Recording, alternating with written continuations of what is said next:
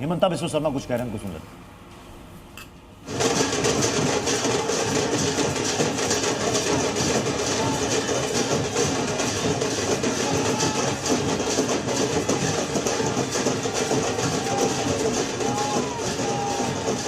तो असम के नतीजों के बाद 101 यानी कि सेंचुरी जड़ने के बाद हेमंता बिस्वा शर्मा की ये पहली झलक, पहली तस्वीर अब आपको दिख रही है। विक्ट्री का साइन दिखाते हुए हेमंता बिस्वा शर्मा काफी मुखर थे, काफी अग्रेसिव थे इस पूरे कैंपेनिंग के दौरान। और अब ये देखिए, जब असम में जीत की हैट्रिक यहां पर बीजेपी ने जड़ दी है, उसके बाद विक्ट्री का साइन दिखाते हुए हेमंता बिस्वा शर्मा आपको नजर आ रहे होंगे। बंगाल में देखिए बीजेपी का डबल सेंचुरी, बीजेपी की 203 सीट, यहां पर सेंचुरी असम में 101 सीट, यानी कि दोनों ही जगह 3 डिजिट में बीजेपी यहां पहुंच गई है।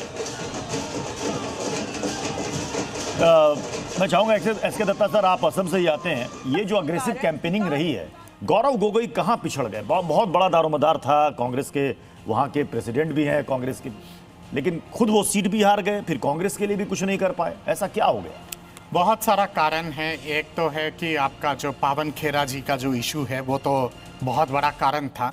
इसके साथ साथ आप अगर इतिहास उठा के देखेंगे, गौरव गोगोई के पिताजी तरुण गोगोई आसाम के मुख्यमंत्री होते थे कांग्रेस से।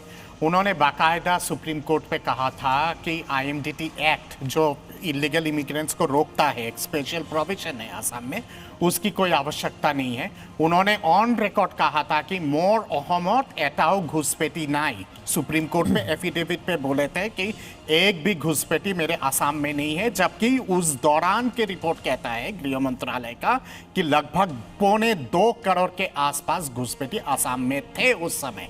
इसके साथ साथ ऑपरेशन सिंदूर के बाद जब गौरव गोगोई की मिसेस के ऊपर गंभीर आरोप लगे कि वो पाकिस्तानी एजेंट है और उनके जो एनजीओ है वो पाकिस्तान फंडेड है, कांग्रेस ने उस पर किसी तरह का स्पष्टीकरण दे नहीं पाए।